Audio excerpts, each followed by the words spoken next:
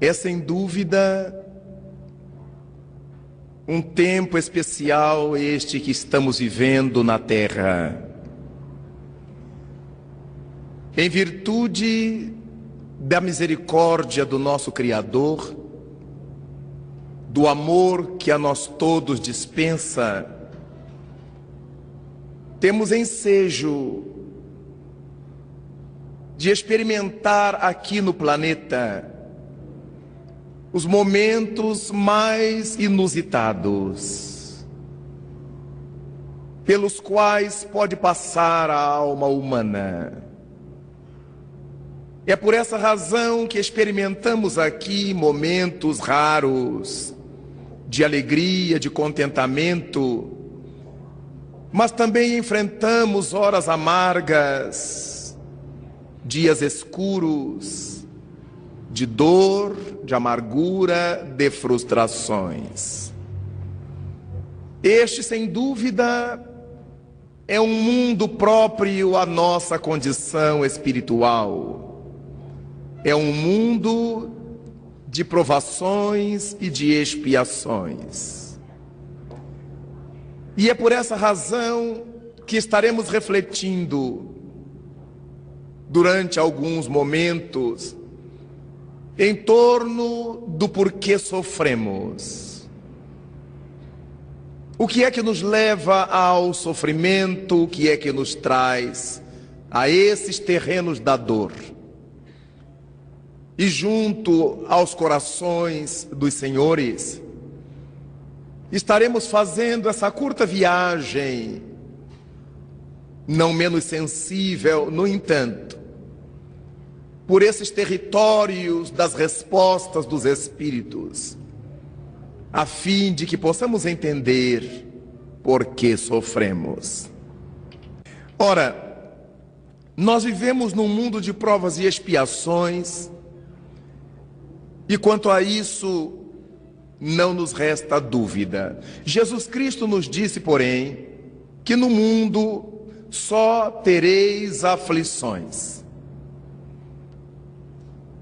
Parece uma expressão agourenta a do Mestre. Já nos disse, sem nenhum rebuço, sem nenhuma cerimônia, que no mundo experimentaríamos somente aflições. Mas é natural que assim o seja, uma vez que na escala dos mundos, a doutrina dos Espíritos nos fala desde os mundos primitivos até aos mundos celestes, aos mundos divinos, onde os espíritos mais nobres estagiam a serviço de Deus. E nessa gama de mundos estão aqueles para espíritos iniciantes e aqueles que estão mediando o processo, aqueles que estão entre essas dimensões de quem começa, de quem medeia, e aí estamos nós, entre aqueles que começam e aqueles que medeiam. Não estamos ainda mediando o processo, estamos mais próximos da primitividade. Daí o mundo terra ser identificado pelos imortais como um mundo de provas e de expiações. Ora, num mundo de provas e de expiações, estaremos lidando com seres que, à semelhança de nós próprios, cometeram desatinos, cometeram deslates contra a lei divina impressa em nós mesmos, e que por causa disso precisam retornar às linhas de equilíbrio, precisam voltar aos trilhos, à harmonia. Esses indivíduos que precisam retornar ao campo do equilíbrio depois de se haverem desajustado, são aqueles que precisam da expiação. A expiação é o conserto do que se equivocou. É o rearranjo do que foi desarranjado. É o pagamento de dívida, se assim quisermos dizer. é o acerto de contas com a consciência, com as leis divinas. A tudo isso se chama expiação. Expiar é resgatar, expiar é pagar dívidas. Mas ao mesmo tempo que nós cometemos desatinos que necessitam ser corrigidos, estamos nessa subida, nessa ascensão, necessitados de fazer aprendizados, carentes de conhecer coisas novas ou de repisar conhecimentos ancestrais. Por essa razão, a Terra também é um mundo de aprendizes e por isso é um mundo de provas, de provações. Sempre que ouvimos falar em provas, associamos a testes, a escolaridade, a necessidade que temos de demonstrar o aprendizado que fizemos em algum contexto. A Terra, assim, é um mundo de provas e de expiações, porque reúne aqui espíritos que precisam realizar aprendizados em prol do seu progresso, e nesse mesmo caminho, tendo cometido desaires, precisam apagar esses desaires, precisam resgatar os erros cometidos, as faltas perpetradas. Eis porque dizemos que a Terra é um mundo de provas e de expiações. Muito difícil encontrarmos aqui quem esteja somente aprendendo, somente nas provas, sem necessidade de resgate. Muito difícil achar aqui quem apenas tenha que resgatar e nada mais tenha que aprender. Desse modo, verificamos que quando nós estamos expiando, pagando débitos, resgatando dívidas, isto também não deixa de ser uma provação. Porque há pessoas que quando se encontram no terreno das lutas, das dores, não se saem bem. Então são reprovadas. A dor, a luta, o resgate, o acerto de contas também nos impõe aprendizados. Daí percebermos que muitos de nós poderemos entrar no caminho das expiações e não conseguirmos expiar. Não é o fato de estarmos sofrendo que diz que já resgatamos. O que diz se já resgatamos ou não é o modo como estamos sofrendo. Há criaturas que sofrem revoltadas, biliosas, de mal com Deus, aborrecidas com a vida, e quem passa pelo seu caminho é alvo de seu fígado estragado. Claro está que essas criaturas não conseguirão dar conta do processo expiatório. Quantos estão doentes e contaminam outros para se vingar da sociedade? Claro que a sua dor não lhe serviu para crescer, mas serviu para ampliar o cômputo dos seus sofrimentos. Quantos nós conhecemos assim?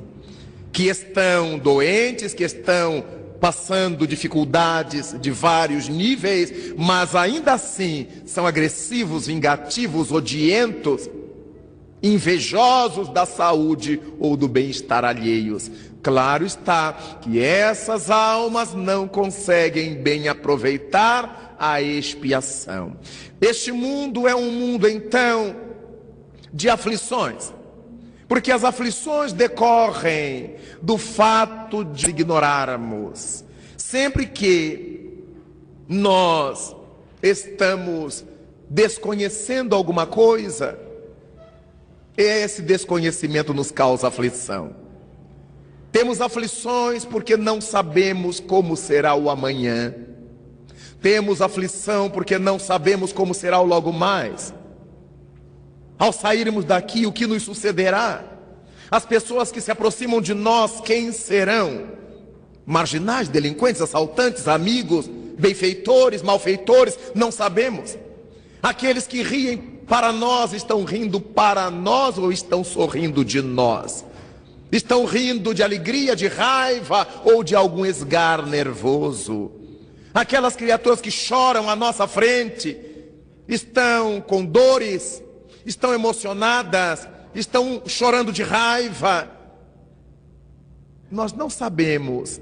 E porque ficamos nessa dúvida, isso nos gera a ansiedade das aflições. Ou as ansiedades que permitem as aflições. Ou as aflições que são geradas pela ansiedade. Se vamos ter um filho, durante os meses da gestação, a nossa angústia, como será? Nascerá bem, nascerá perfeito? Será uma boa criança? Será um homem de bem, uma pessoa de bem? Só peço a Deus que nasça com saúde. Mas será que essa criança precisa nascer com saúde? Será que ela terá que nascer com saúde? Então nós vivemos em conflito, em aflição, diante das dúvidas que temos perante a vida. Serei eu uma boa mãe? Darei conta como um bom pai? Como serei como mãe, como pai? E como será esse filho na relação conosco? Serão amigos que voltam? Serão inimigos que retornam? Como serão os meus filhos? As aflições. E se eles saem e vão à escola e vão ao trabalho, a nossa aflição, como é que estarão? Com que amigos? Com quem brincarão? O que comerão na rua? Estarão a salvo das violências? Estarão expostos a elas? Então, o tempo todo nós vivemos afligidos. Estamos no ponto de ônibus para tomar a condução e a condução não passa no horário em que a gente precisa que ela passe. E olhamos o relógio, o horário do trabalho, o chefe que vai chamar minha atenção, os colegas que me vão olhar atravessado. E quando vem a condução, já estamos afligidos pelo atraso. Vem lotado o ônibus, vem lotado o metrô, vem lotado o bonde, vem lotado o trem. Eu vou nesse, eu fico, eu entro. As aflições em todos os sentidos. Eu tenho que ir nesse, mas como é que eu entro? As aflições, o coração dispara, a adrenalina. O tempo todo nós vivemos afligidos. Diante da mesa, será que eu como? Será que eu não como? Mas isso me engorda, mas isso me ataca o fígado. Mas será que tem gordura? Mas será que tem açúcar? Mas será? O tempo todo nós vivemos assim. Em cada lugar onde vamos, compro ou não compro? Será que eu consigo pagar isso? Será que eu vou ter aumento? Nós vivemos em todos os momentos do mundo as aflições correspondendo ao nosso mundo. Mas nós verificamos que essas aflições passarão a fazer parte do canhenho do nosso cotidiano, do roteiro do nosso cotidiano, da listagem de coisas cotidianas que farão parte de nossa vida. Logo, não há nenhuma pessoa na terra que diga assim: eu sou tranquilo sempre. Eu sou tranquilo em qualquer circunstância. Eu sou tranquilo, aconteça o que acontecer, porque não é verdade. Às vezes a carinha está calma, mas o coração está latindo forte. As mãos estão geladas, estão frias. Sentimos aquele frio na barriga, aquele tremor no ventre. Porque são as aflições do mundo. Imaginemos agora os irmãos que viveram as tempestades do sul do país. Basta que o tempo escureça, as aflições de volta. Será que vai chover tudo de novo? Será que somos nós assim? No mundo de provas e expiações, nós só teremos aflições. Este é um mundo ainda imaturo, geologicamente falando. É um mundo que amadurece na sua geologia pouco a pouco. Ainda temos porções líquidas no seu miolo, na sua intimidade, e essas porções líquidas se mexem, e as partes que solidificaram por cima desse líquido se movem com a mexida do líquido. As placas tectônicas se movimentam e tudo que esteja por cima delas também se movimenta. Então nós encontraremos os maremotos, os terremotos, nós acharemos as tsunamis, tudo em função da condição geológica do nosso planeta. Mas o planeta não está fazendo isso porque nos odeia. Nós é que fomos situados sobre ele porque precisamos realizar aprendizados, porque necessitamos. Tudo está perfeito, então, no cômputo das leis divinas. E é dessa forma que verificamos por que é que Jesus disse, sem rebuços, sem trepidar, que no mundo só tereis aflições. Mas quando pensamos nisto, nos lembramos também de que no Livro dos Espíritos, Allan Kardec pergunta aos imortais a respeito da felicidade na Terra. É a pergunta que levou o número 920. Pergunta Allan Kardec: se nós poderemos viver na Terra a felicidade completa? A resposta nos parece óbvia depois do que observamos. Não há como vivermos na Terra a felicidade completa. Num mundo de provas e expiações, nada é completo. Todas as coisas que se passam neste planeta estão sob o crivo das provas e das expiações. Tudo. Não, mas eu passei no concurso, mas eu corro riscos. Mesmo concursado, de adoecer e não poder continuar a trabalhar, da firma falir, de eu ser mandado embora, porque este é um mundo de aflições. Eu não posso viver felicidade completa num mundo onde só se conhecerão aflições.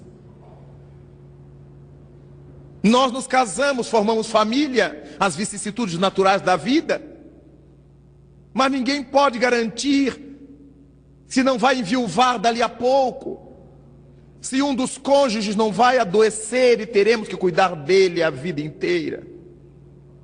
Mesmo nos amando, mas a expiação cobrindo a nossa trajetória de cardos, de espinhos. Os nossos filhos nascerão todos saudáveis? Vejamos, a felicidade de ter filhos ameaçada sempre, abalada sempre, porque às vezes temos filhos que nos nascem portadores de deficiências, deficiências físicas, deficiências mentais. Criaturas que nascem fisicamente perfeitas, mentalmente sãs, mas que escolhem, na medida em que vão crescendo, o caminho da criminalidade, da viciação. Então a vida dos pais, a vida da família está sempre aos sobressaltos, porque tudo que ocorre neste planeta está sob o crivo das provações e das expiações. Então, neste mundo, nós não poderemos conhecer uma felicidade que seja completa, uma felicidade que seja total. Nada obstante, respondem os espíritos a Allan Kardec na sua pergunta 920. Poderemos ser na Terra tão felizes quanto a Terra permite que o sejamos. No meio de todas essas aflições, nós amamos, nós somos amados, nós nos casamos, temos filhos, filhos saudáveis, filhos estudantes, estudiosos, aplicados.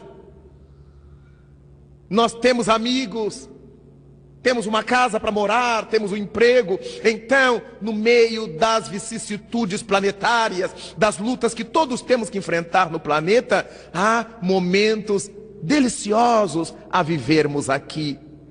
Há horas formosas que nos encontram aqui. Desse modo, nós precisamos aprender a curtir a felicidade que este mundo de provas e expiações nos permite. Quando nós olhamos os mares da terra, como são lindos, as florestas deste mundo, as flores deste mundo. Quando olhamos o céu azul de onde estamos, o céu estrelado, enluarado, a chuva, A semente que brota é misericórdia de Deus, é bênção de Deus para nós. Então nós aprenderemos a ser felizes, porque chove, alguém será feliz plantando, colhendo, vendendo, criando a família, enriquecendo com o produto que sai da terra. Vejamos, a semente não foi a gente que inventou, a chuva não foi a gente que inventou, a terra não foi a gente que inventou. Então tudo isso é dádiva de Deus, que conta com a nossa boa vontade de colocar a semente na terra pelo menos. E quando faltar a chuva, a oportunidade de regá-la.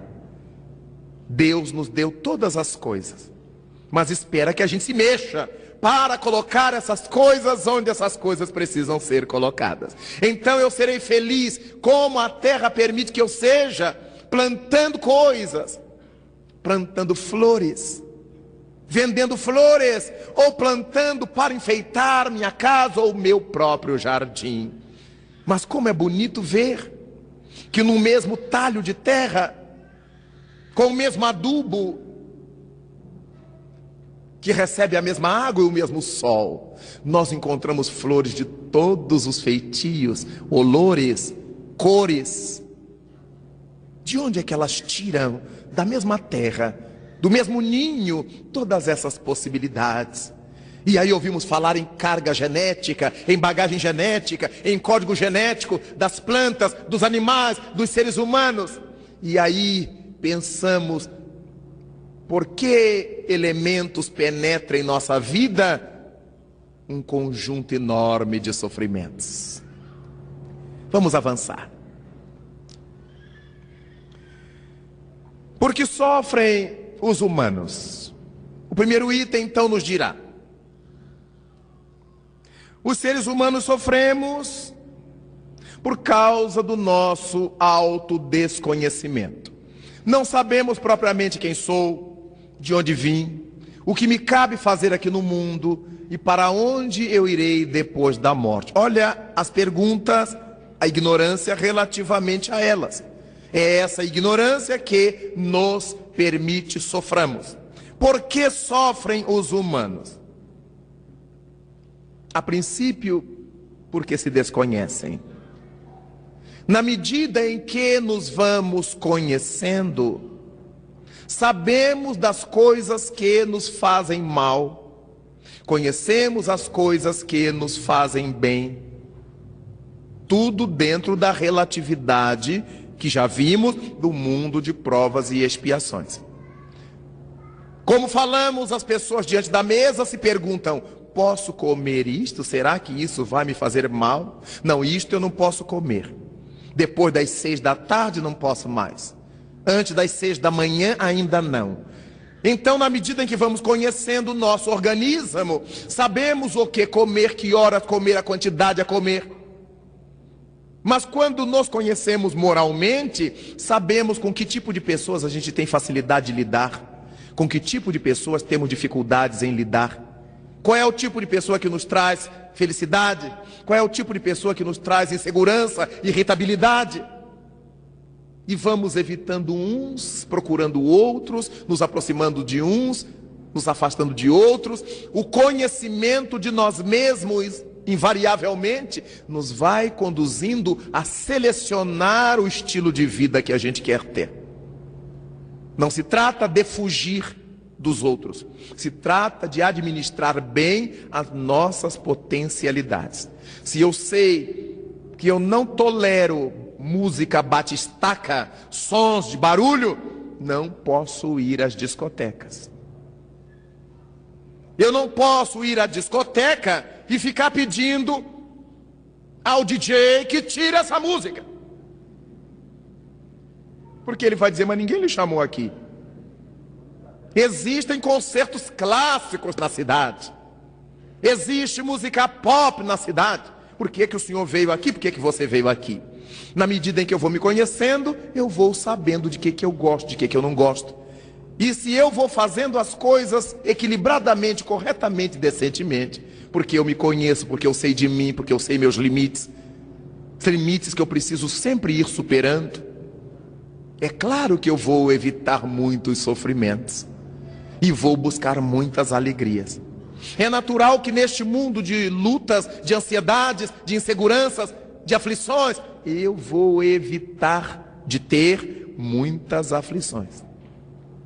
Vou trabalhar dentro do conhecimento que eu tenho de mim e das minhas capacidades. Logo, uma das razões fundamentais, o porquê básico de nós sofrermos, está no autodesconhecimento. Nós costumamos viver cada dia como todo mundo vive. Todo mundo levanta de manhã, toma café da manhã e vai trabalhar. Nem todo mundo. Outros chegam para o almoço ao meio-dia, almoçam.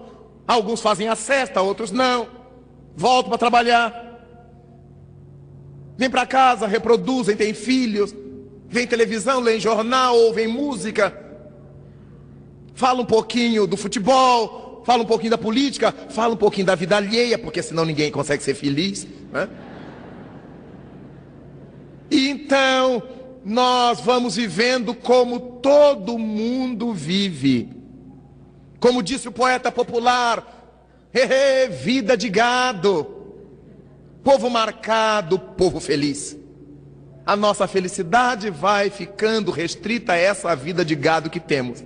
Tangidos para lá, tangidos para cá, e dormimos e acordamos, e temos preocupação da cor que vai ficar o nosso cabelo, porque os outros vão gostar da cor. Não é para que a gente seja feliz por dentro, é porque os outros vão gostar da cor.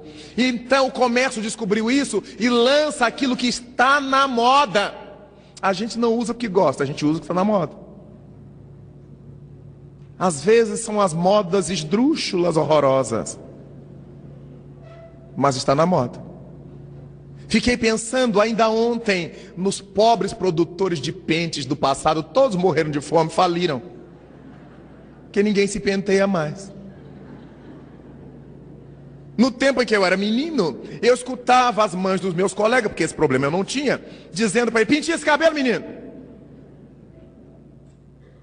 E quando o menino não sabia pentear, a mãe ia pentear o cabelo dele. Hoje ela diz: despenteia esse cabelo, está muito ridículo. É o contrário. Aí passa o gel, quanto mais espinhado ficar, mais na moda, ainda que ridículo. Tem uns que parecem anormais, parece que puseram o dedo na tomada elétrica, mas está na moda. Aí a gente não olha se está ridículo ou não, está na moda. Todo mundo está doido assim. O que é o bicho humano? Às vezes vejo moças lindas, lindas, lindas, mas elas cortaram o cabelo assim, atravessaram, gelaram para cá, gelaram para lá. Elas parecem OVNIs. Aí põe um batom preto, um esmalte preto. Não é porque eu sou dark, eu sou... Não é nada, você é luz, menina. Você é filho de Deus. Mas é a moda. E aí nos fechamos em grupos, em colônias, em tribos. E a minha tribo tem que ter piercing no nariz. Aí todo mundo põe piercing no nariz, vida de gado. Não, eu tenho que ter piercing no supercílio. Aí todo mundo põe no supercílio e fica todo mundo igual. Não, porque eu tenho que ter uma tatuagem aqui tribal, eu tenho que ter outra aqui tribal. E aí voltamos à tribo. Meu Deus, que mundo! Que tipo de espíritos temos sido nós? Aí nós vamos voltando à retaguarda, vamos buscando os valores que já deviam ter ficado para trás. Quando Allan Kardec pergunta no Livro dos Espíritos sobre o estado de natureza, esse estado primitivo de andar nu, de fazer como os primitivos, na pergunta 777 do Livro dos Espíritos, eles respondem que o estado de natureza marcha para e passo com a barbaria, com o passado da criatura humana. Na medida em que nós vamos evoluindo, vamos saindo desse estado de natureza. A própria Bíblia configurou isso no momento em que, após o simbolismo de ter comido o fruto da árvore que dava o conhecimento do bem e do mal, Adão e Eva se descobriram, viram que estavam nus. Vejamos o nascimento da razão, que a gente acha que foi o pecado deles. Não, foi o momento evolutivo deles. A partir do momento em que eles se deram conta de si, é a eclosão da razão. É o momento em que o princípio espiritual deixa de ser irracional, junta ao pensamento, desenvolve a continuidade do pensamento e se torna um ser racional. A gente lê a Bíblia às avessas. Quando o Senhor diz que Adão e Eva terão que trabalhar, já tinham condição para isso, nós vemos o trabalho como um castigo, foi uma praga de Deus. Trabalho é uma praga de Deus. Não é porque Jesus diz que meu Pai trabalha sempre, eu trabalho também, logo o trabalho é lei divina, não é praga de Deus. Nós fazemos as leituras todas atravessadas, porque não sabemos ler, não sabemos entender o símbolo que está por trás das letras. Daí os nossos sofrimentos terrestres, porque a gente vai se desconhecendo de tal maneira e vai fazendo como todo mundo faz e nunca a gente para se perguntar: será que eu gosto disso? É isso mesmo que eu quero fazer? É essa roupa que eu quero pôr? É essa pintura que eu quero fazer em mim? É esse piercing? É essa tatu que eu quero usar? A gente não se pergunta. Depois que fez e que se deu conta de que está ridículo, aí começa a botar roupa para cobrir, né, para manga para cobrir. Um dia eu passava em minha cidade, próxima à universidade, e vi chegar uma aluna. Estava na moda um tipo de vestido, eu nem sei se aquilo era vestido. Era uma tripa aberta em cima e embaixo, que a mulher entrava nela. Aí puxava aqui para cima, puxava um pouco para baixo e parecia que estava num vestido. A pobre coitada parecia uma lagarta na pedra quente. E quando os rapazes olhavam, ela puxava em cima. Quando puxava para cima, faltava embaixo. Aí ela puxava para baixo. Quando puxava a linguiça para baixo, faltava. E ela estava andando na rua em desespero, porque na medida que ela se movia, aquele tecido plastificado, elastificado, subia, e ela baixava, e ela viveu num conflito, e eu olhando, e vendo como é que a pessoa é estúpida. Era só jogar uma roupa por cima, mas ela estava na moda, desgraçada, mas na moda. É por isso que a gente sofre, é porque a gente não se conhece, a gente não se gosta, a gente não se entende, a gente não usa aquilo que a gente gosta de usar e que nos faz feliz e que nos faz bem. A gente usa aquilo que o outro vai bater palma. Olha você, e que marca que é. Aí outra tragédia. Porque não é mais o que a gente gosta, mas quem foi que fabricou. Os noticiários não dizem que determinado artista estava vestida, diz assim: fulana estava num Dior. Pronto, a gente já entende. Estava num Saint Laurent. Já não diz que era um vestido, ou se era taillé, ou se era calça comprida. Diz que era o nome do figurinista. E a pessoa, oh.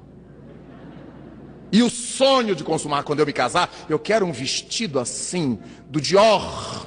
E a gente fica idiota, porque começa a fazer o que os outros gostam que a gente faça. Mas todo mundo é livre. Eu tenho liberdade. Conversa, a gente ainda vai ter no futuro. Por agora nós somos cheios de aflições. O que é que vão achar da minha roupa? O que é que vão achar do meu sapato? Mas será que esse sapato está na moda? Mas será que não saiu da moda? Mas será... Vejamos que nós inventamos aflições. Há umas que a natureza nos impõe e há outras que a gente inventa. Porque por causa dessa aflição do traje, do que vestir, do que comer, nós fazemos dívidas. Vamos comprar no crediário. Posso jogar no cartão em 550 vezes? E o dono da loja diz, claro, sem juro. Só que ele não jura que é sem juro. Em 550 vezes nós vamos pagar aquela roupa, aquele objeto, aquela coisa, o resto da existência, múltiplas vezes. Nós criamos, inventamos aflições. Daí, como é importante percebermos que há necessidade da gente fazer uma pausa para se perguntar quem a gente é. Será que eu já parei para olhar-me no espelho da própria consciência e me perguntar quem eu sou? Que tipo de pessoa eu sou? E quando a gente se pergunta para si mesmo, a gente se desnuda, não há por que mentir. A gente se olha no espelho e diz assim: eu sou uma pessoa do bem. Eu tenho tanta vontade de ajudar as pessoas, eu não tenho coragem. Eu fico achando que vão me achar tolo. Eu fico imaginando que vão me imaginar alucinado. Mas eu gostaria tanto. Já é um passo, porque aí eu ganho força para vencer o que eu tenho medo da língua dos outros. Mas de repente eu posso, nesse esforço de autoavaliação, me dar conta de que eu não valho nada mesmo. Eu gosto do pior, quanto pior, melhor. Então eu me dou conta da minha enfermidade, da minha patologia que eu preciso tratar, buscar ajuda, seja de uma religião, seja de um psiquiatra, seja do que for, mas eu preciso buscar ajuda, eu não estou normal. Daí então, há muitas aflições das quais a gente pode sair. De onde é que eu vim para cá? Não é de onde, de que planeta, é de que realidade eu vim para cá. Pelo que eu sou aqui, eu posso imaginar o que eu era antes. Pelas coisas que eu sinto na minha intimidade, os desejos que eu tenho, as vontades que eu tenho, os anseios que eu guardo, eu posso muito bem me aperceber de onde é que eu vim. De que realidades eu estou vindo. Por isso é que Jesus disse a Nicodemos: o Espírito sopra onde quer, Nicodemos, e ninguém sabe de onde ele vem nem para onde ele vai. Jesus não estava falando do mundo espiritual. Todos nós sabemos que a gente vem do mundo espiritual e vai para o mundo espiritual. Mas esse ninguém sabe de onde ele vem e para onde ele vai, é de que situações, de que realidade, de que experiências ele vem, para que experiências ele vai. Então nós passamos a nos dar conta de que na medida em que vamos nos conhecendo,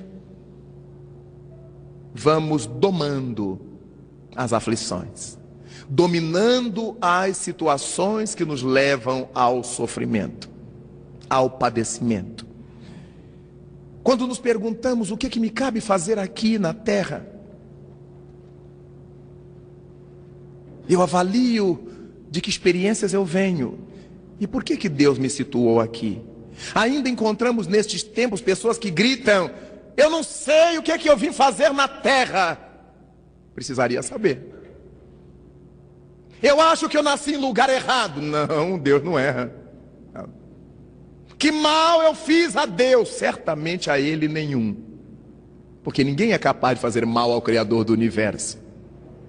Quando alguém dá com a cabeça na parede, não está fazendo mal à parede. Sem dúvida.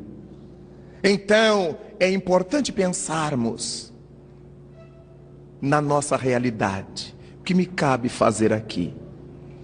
Desde que nasci, eu como, eu bebo, meus pais me deram tudo, estudei em boas escolas mais ou menos, tenho meu emprego.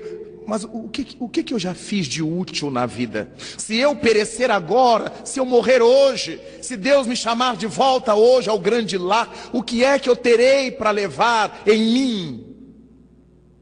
Que a traça não corroa, que a ferrugem não coma, que o ladrão não roube. Aí eu começo a fazer essa avaliação. O que é que eu vim fazer na terra? Eu tinha tanta vontade de cuidar de crianças, eu tinha tanta vontade de ensinar, eu tinha tanta vontade de tocar música, eu tinha tanta vontade de cantar, eu tinha tanta vontade de encenar, eu tinha tanta vontade de plantar favas, batatas. E por que não estou fazendo? O nosso sonho, nossa busca, nosso anelo. Ah, mas quando eu me aposentar, será que dá tempo? Será que a gente se aposenta? Do jeito que as coisas estão indo? Nós ainda vamos ficar devendo a previdência para outra encarnação. Não, mas quando eu me aposentar, mas agora a gente tem que se aposentar com 60 anos, com 65 anos. Quando chegarmos a nos aposentar, a lei já faz a gente se aposentar aos 70. E será que eu aguento o que mais? Além de segurar o terço ou o livro dos Espíritos. Não, mas agora a vida média da criatura é 70 anos. Sim, a vida média para quê? não é a questão da gente sobreviver fisicamente, é a qualidade de vida. Porque é bom quando a gente chega a 100 anos, lúcido, caminhando com os próprios pés, enxergando bem, falando. Mas quando a gente chega nessa idade, dependendo de todo mundo, se arrastando de fraldão, por que a gente precisa chegar a 80 anos desse jeito? Logo, eu preciso pensar no investimento que eu faço para a minha vida, não para depois que eu me aposentar. Jesus disse: a cada dia já basta o seu mal. Deixa eu ver o que eu posso fazer hoje. Nas horas que me sobram do trabalho profissional, do meu ganha-pão, o que eu posso fazer que me dê estesia, felicidade, se o meu trabalho não me der? E já vou fazendo, no meu sábado, domingo, feriado, minhas noites, minhas manhãs. Eu vou criando esses recursos. É por isso que a gente trabalha nas casas espíritas. Ninguém está desempregado no espiritismo. E a gente trabalha nas horas que nos sobram, ou nas horas que a gente poderia estar descansando. Saímos do trabalho e vamos direto. No fim de semana a gente amanhece no centro espírita. Atende os pobres necessitados, as tarefas, as lutas, reuniões. Se a gente fosse esperar se aposentar no meio desse caminho, quantos de nós desencarnamos? Ou ficamos doentes de tal maneira que a gente não vai ser útil a ninguém, só vai dar trabalho aos outros. Enquanto é hoje, lembremos Jesus, vem hoje trabalhar na vinha do Senhor, vem hoje. E a gente fica deixando para quando se aposentar. Não, eu gosto muito de espiritismo, quando eu me aposentar, eu vou me dedicar. Aí vai se comunicar na sessão espírita, porque já não dá mais tempo. O infarto pegou antes, o câncer surgiu na frente e nem nos deixou aposentar.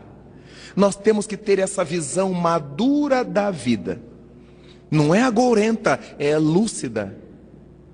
Porque na terra só tereis aflições. Avancemos para verificarmos por que sofrem os humanos. Naturalmente, os humanos sofremos por efeito da ignorância. Falamos há pouco que o autodesconhecimento é um fator. Ora, a ignorância inclui em si a ignorância quanto a nós mesmos. O autodesconhecimento faz parte da ignorância. É um dos efeitos da ignorância. E aí nós vamos fazer mau uso do tempo. Nós vamos fazer maldade. Vamos deixar de fazer o bem. Os espíritos disseram a Allan Kardec que o mais importante para nós na Terra não é apenas não fazer o mal, mas é fazer o bem. Nada obstante, encontramos discursos assim: graças a Deus, eu não faço bem a ninguém, mas também não faço mal. Então o que está fazendo? Se não faz o bem e não faz o mal, quem não faz o bem, o mal está fazendo. Porque o mal, diz Allan Kardec, é a ausência do bem. Onde não existe o bem, só pode existir o mal. Não existe nas leis de Deus o mais ou menos. Por isso Cristo disse: seja o seu falar sim, sim, não, não. Por isso Cristo nos ensinou: quem comigo não ajunta, espalha. Duas posições. Não há mais ou menos. Quem comigo não ajunta, ajunta mais ou menos. Quem comigo não ajunta, espalha. E por que é que Cristo fez essa alusão ao espalhar? Por causa das crenças diabólicas. Do grego, diabo vem da formação de dois verbos, dia mais balos. Dia é atirar alguma coisa e balos é espalhar alguma coisa. Diabalos é jogar espalhando. Quando alguém chega num lugar e afasta os amigos através da calúnia, da maledicência, da intriga, essa pessoa é diabólica. Ela é capaz de jogar fora as pessoas, afastando-as uma da outra. Daí, quem comigo não ajunta é diabólico. Quem comigo não ajunta, espalha. É importantíssimo percebamos quantas vezes Jesus Cristo fez menção a essa dualidade. Ou sim ou não, ou luz ou sombra. Ele nunca se referiu à penumbra, ao mais ou menos. Sempre ou luz ou sombra. Quem comigo não ajunta, espalha. Quem não é contra nós, é por nós. As posições definidas até chegarmos ao Apocalipse, quando o Senhor envia as suas mensagens às 7 igrejas da Ásia. E a igreja de Laodiceia, o Senhor manda dizer: gostaria que fosses frio ou quente. Vejamos a dualidade. Gostaria que fosses frio ou quente, tivesse definição. Mas como és morno, o meio termo, vomitar-te-ei de minha boca. Expressão forte. A pessoa morna é a pior, é a mais perigosa. Lidar com as pessoas definidas é fácil. Eu detesto o espiritismo. Ah, que bom, a gente já sabe que com ela não precisa falar com o espiritismo. A gente conversa de outra coisa. Fala do show da Madonna, a gente fala... Mas se ela gosta de espiritismo, a gente está na praia. Mas o pior é aquela pessoa dizer: ah, eu gosto muito, eu sou simpatizante, eu acredito. Minha avó era, minha tia era, eles eram, né? Não, minha avó recebia santo, né? Mas ela mesma não está nem lá nem cá.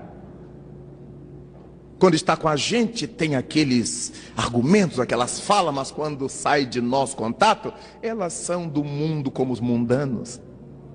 Elas são viciosas como os viciados. São as pessoas mornas. Elas querem agradar onde estão. E Cristo então nos diz: raça de víboras, até quando vos suportarei? A víbora é mimética, ela muda de cor, ela se adapta ao ambiente, ao local em que está, desaparecendo na imagem, tomando a cor do ambiente. Por isso Cristo nos chamou de víboras, porque também nós temos esse temperamento. Se a gente está com pessoas pornográficas, a gente fica mais pornográfico do que elas. Aí daqui a pouco a gente está com pessoas santas, aí a gente fala: manso, irmã, irmão. Hipócritas, víboras, miméticos. Seja sim, sim, seja não, não. Então Cristo era muito objetivo. Nós, os cristãos, é que adoramos o meio termo, porque a gente se situa nele. Cristo não está condenando o meio termo, porque ninguém chega às definições se não atravessar o caminho de um extremo ao outro. Mas não nos podemos manter nesse meio termo como caráter pessoal. Temos que fazer o trajeto para chegar, para alcançar. Ninguém chegará ao Pai se não for por mim. Seja Ele esse meio, esse caminho, esse projeto de chegada. É tão importante quando a gente para se pensar, para se avaliar, para se conhecer. E a partir daí, então, o homem sofre os efeitos de sua ignorância. Depois nós temos as dores que sofremos pela desencarnação dos entes queridos. Essas dores vão nos levar a desenvolver a compreensão, ou não, ou o desespero, ou a revolta. Por que é que nós nos desarvoramos com a morte dos nossos seres queridos? Por causa da ignorância.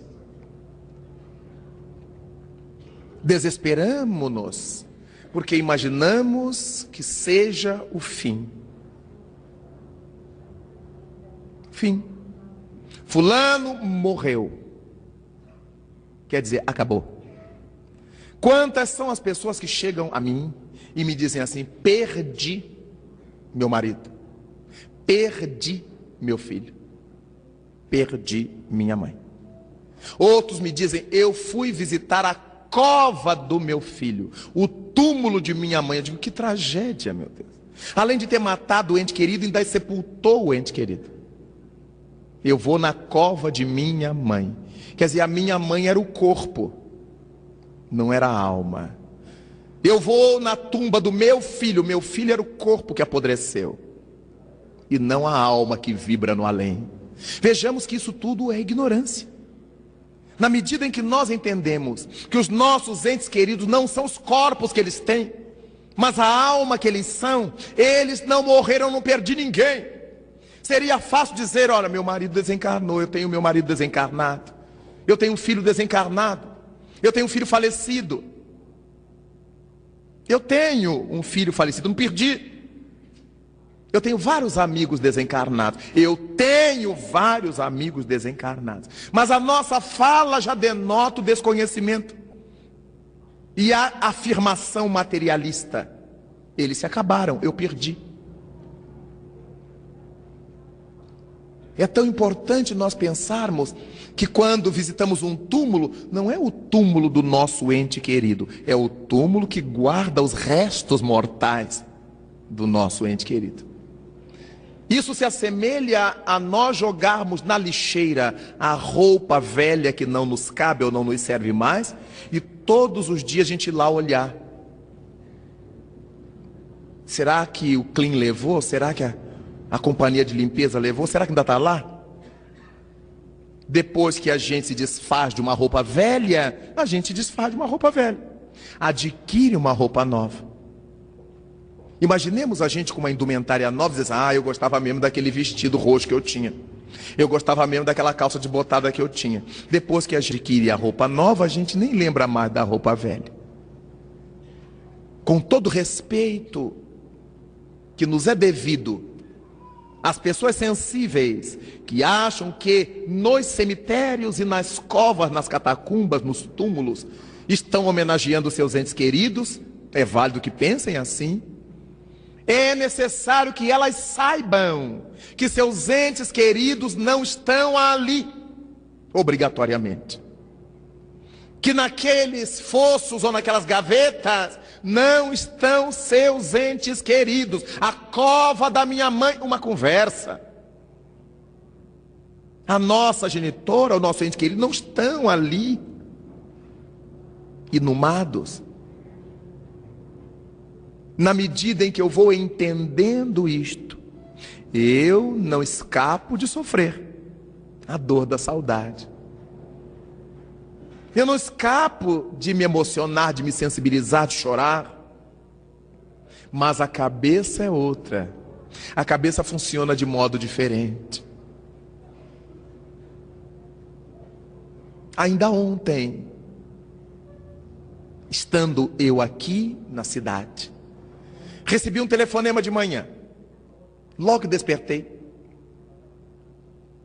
era um dos meus confrades da nossa casa espírita, que me dizia assim, com a maior tranquilidade do mundo, Raul, ora por mim, por minha família, que meu filho desencarnou nessa madrugada, nesse tom.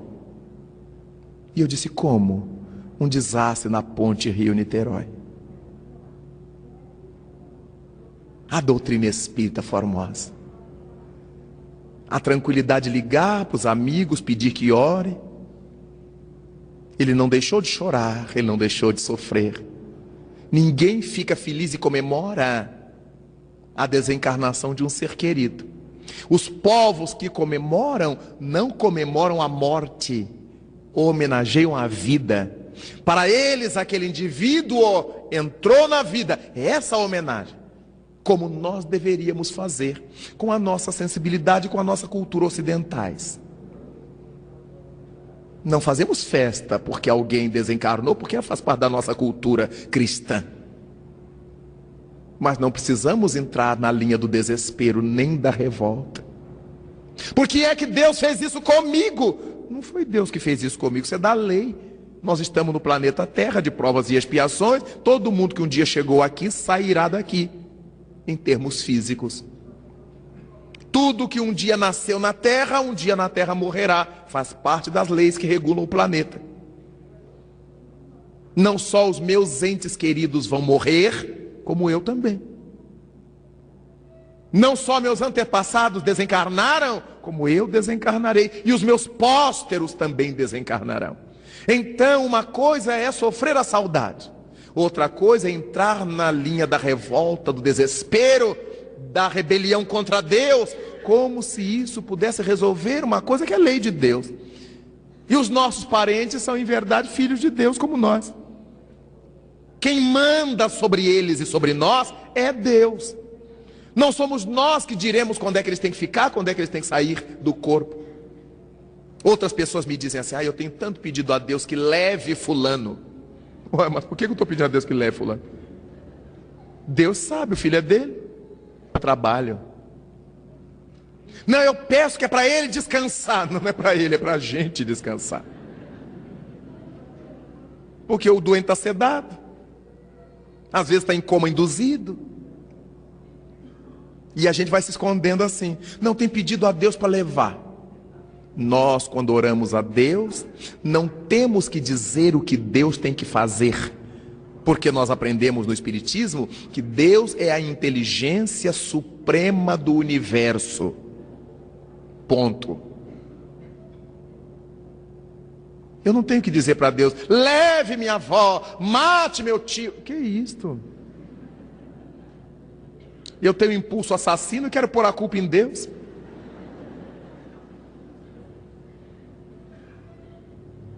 Seria tão bom se nós orássemos a Deus: abençoa nosso ente querido, guarda-o no teu amor, Senhor, porque a inteligência suprema sabe o que é melhor para nós em cada momento, em cada circunstância. A dor da perda psicológica, dizem os espíritos, é a mais intensa que se conhece na Terra. Não há uma dor moral que nos afete mais do que ver partir do corpo um ser querido. E isso não tem nada a ver com o nosso entendimento, com o nosso conhecimento de causa. Quanto mais a gente conhece, mais o sofrimento é real, é profundo. Porque nós sabemos quem foi aquela criatura, e porque conhecemos as leis que regem a vida no além, sabemos se ela estará bem ou não depois da morte. Era nosso ente querido, nós o amávamos, respeitávamos, mas sabíamos que ele era salafrário. Terá que devolver isto à vida. Sabemos que era vicioso e terá que se acertar com a vida. Sabemos que mentia nos seus negócios para oferir maiores lucros. A lei divina é assim: dura lex, sed lex. A lei é dura, mas é a lei. Para que ela não incida sobre mim, basta que eu não a afronte. Quanto mais a gente conhece, então, o nosso sofrimento é mais fino, mais profundo. Porque para o povão que ignora tudo, está no céu com Deus. Morreu na terra, está no céu com Deus. Para as pessoas que procuram centros espiritualistas de má qualidade, todo mundo que desencarna já está no nosso lar. Isso é uma mentira, é uma inverdade. Muitas vezes a criatura que desencarnou não consegue sair do circuito da sua família, que o chama, que a puxa pelo pensamento, e o espírito não consegue sair dali. E como ele está perturbado ainda pela desencarnação, ele vai causando perturbação ao ambiente, porque a família não se desgruda dele, não se despega dele. E vai ao centro espírita e quer notícia. E chega em casa e faz pedido ao morto. Ai, minha mãe, ai, meu filho. Pede a Jesus, faz favor. Pede a Deus. aos guias superiores, porque esses têm lucidez. O nosso ente querido às vezes está precisando de socorro e de ajuda, e a gente da terra puxando por eles, obsidiando os desencarnados, por ignorância. São consequências da ignorância. Às vezes encontro familiares que estão em desespero, chorando por seus mortos há anos. Mães que choram seus filhos, choram desesperadamente. Não é ter saudade não, choram há anos. E eu lhes pergunto assim: é verdade que a senhora amava esse filho? Ah, como eu amava meu filho. Então não ama mais mesmo, né? Não, eu amo não. Quem ama permite que o ser amado ande. Quem ama permite que o ser querido se desenvolva. Quem ama faz silêncio para o outro relaxar e dormir. Eu não posso dizer que eu amo meu bebê se eu grito no quartinho dele e não o deixo dormir. É o que a senhora, o que o senhor, o que você está fazendo com seu morto. Porque o tempo todo manda esse pensamento de grito, de loucura, de desespero, e o desencarnado se sente culpado, porque é por causa dele que o outro está sofrendo. E a gente aqui achando que isso é amor. Isso se chama egoísmo. Às vezes o nosso ente querido estava doente, ruim, acabado, feridento, com câncer. Ah, mas eu cuidava dele assim mesmo. Sim, mas ele é que está sofrendo. O nosso egoísmo é tão grande, eu queria ter o ente querido aos pedaços, para eu cuidar dos pedacinhos. Agora, e quem é que está sofrendo? O que pensa disso? Fruto da ignorância. Nós não sabemos o que estamos querendo de Deus. Porque se a gente não se conhece, não sabe das próprias necessidades. E se a gente não se conhece, conhece menos ainda o outro, o familiar, o ente querido, e conhece menos as necessidades desses entes queridos. Então eu fico pedindo a Deus para que leve, ou para que o deixe, mas quem sabe mesmo é Deus. Ah, Senhor, deixa ficar mais uns aninhos. Será? Ah, Senhor, leve-o. Imaginemos se Deus, o Criador do universo, fosse tangido pelas vontades dos seus filhos num mundículo como o nosso, de provas e expiações. A gente nem se conhece, nem se sabe, e já quer determinar o que Deus tem que fazer. Outra demonstração de que ignoramos o que seja Deus. Não é nosso menino de recados, não é nosso serviçal, é o Criador não criado do universo. É claro que a gente não tem muita lucidez quanto a isso. E às vezes me entristece que eu vejo essa falta de lucidez entre os espíritas, que adoram fenômenozinho, cheirinho, tremor, mas detestam iluminar a cabeça. Detestam saber, crescer, entender, para se libertar das amarrações da ignorância. A ignorância é uma tragédia, meus irmãos. Aquilo que a gente desconhece se pauta contra nós. E o velho Chico Xavier falava de uma expiação de cobrança imediata. Allan Kardec se reporta em A Gênese em expiação pela ignorância. Toda pessoa ignorante em qualquer campo, ela sofre em função disto. Imaginemos se eu não sei ler a placa do ônibus, para onde eu tenho que ir, eu tenho que identificá-lo pela cor. Mas se a empresa resolver mudar de cor naquele dia, eu estou frito.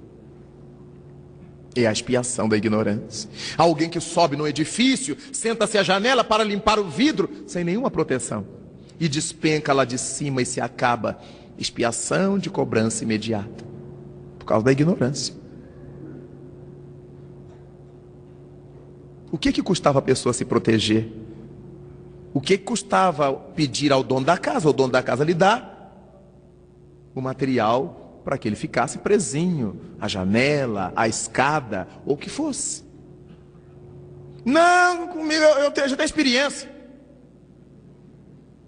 Não, eu já sei o que eu estou fazendo. Até o dia de se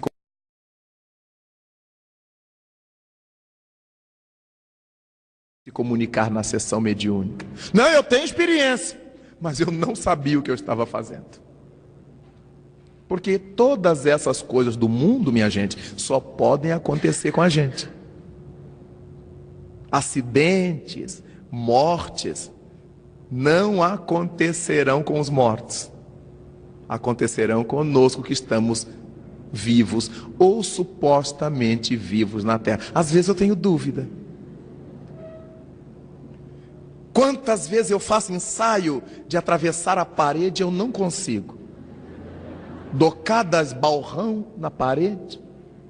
Quantas vezes eu faço menção de falar com meus amigos do Paraná sem usar telefone e internet e eles não me captam? E eu vou me dando conta de que eu não estou tão vivo quanto eu supunha estar. No entanto, os amigos espirituais que me cercam vão para todo lado sem pagar a TAM, nem a Gol, nem coisa nenhuma. Eles atravessam as paredes, por mais que eu me tranque no quarto, eles atravessam, quando eu os vejo, estão na minha frente. E eu pergunto notícia de fulano e de beltrano, eles me dão na hora, sem nenhuma internet e sem acionar o celular. E eu digo que eles estão mortos. Alguma coisa está errada. Como disse Caetano, alguma coisa está fora de ordem. É a nossa leitura disso tudo, porque eles é que são os vivos, os sempre vivos, os mortos somos nós, que não conseguimos caminhar 1 quilômetro sem parar para tomar um cafezinho, beber água e ir ao banheiro. Os limites que a gente tem. Os limites que possuímos. Nós dizemos que somos os vivos e que os espíritos são almas do outro mundo. Eles dizem diferente. Nós é que somos as almas do outro mundo. Porque eles estão no mundo normal primitivo. O mundo verídico é onde os espíritos desencarnados vibram. Logo, este mundo congelado em que nós estamos, este mundo de matéria densa em que nos movemos, é o outro mundo. Nós é que somos almas do outro mundo. Desse modo, queridos amigos, vamos refletindo sobre o nosso sofrimento. Por que nós sofremos? Por causa do não saber, por causa da ignorância diante dos fatos de nossa vida, inclusive a perda dos entes queridos, a desencarnação dos entes queridos, a morte dos seres amados, que pode nos levar ao entendimento, o que não implica em deixar de sofrer, ou a revolta, ao desespero, quando nós imaginamos que os nossos mortos acabaram, desapareceram, quando eles apenas saíram dos corpos, mas prosseguem vivos à nossa volta.